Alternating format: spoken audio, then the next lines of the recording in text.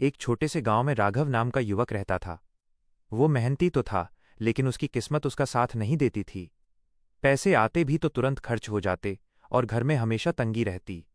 एक दिन गांव के मंदिर में कथा हो रही थी, जहां पंडित जी ने भगवान कुबेर और मां लक्ष्मी की महिमा बताई। पंडित जी बोले, धन सिर्फ मेहनत से नहीं, सही सोच और आशीर्वाद से भी आता है।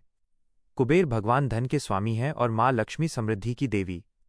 लेकिन वे वहीं निवास करती हैं जहां ईमानदारी, स्वच्छता और सकारात्मक सोच होती है। राघव के 3 संकल्प। राघव के मन में ये बात गहराई से बैठ गई। उसने उसी दिन से 3 नियम बना लिए। 1. ईमानदारी, कभी भी बेईमानी नहीं करेगा। 2. स्वच्छता, घर और मन दोनों को साफ रखेगा। 3.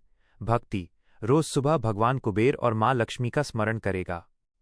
हर सुबह वो दीपक जलाकर कहता, तारांकन, हे कुबेरदेव, मुझे सही मार्ग दिखाइए।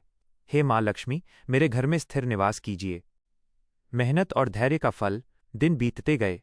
शुरुआत में कोई बड़ा बदलाव नहीं दिखा, लेकिन राघव ने धैर्य नहीं छोड़ा।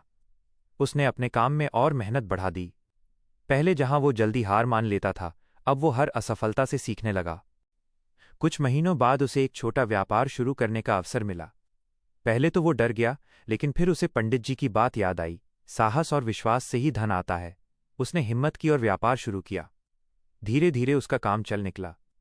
ग्राहकों को उसकी ईमानदारी पसंद आई और लोग कहने लगे, राघव का सामान भरोसेमंद है। चमत्कार और साक्षात्कार। एक रात उसने सपना देखा कि कुबेर भगवान और मां लक्ष्मी उसके घर के द्वार पर खड़े हैं।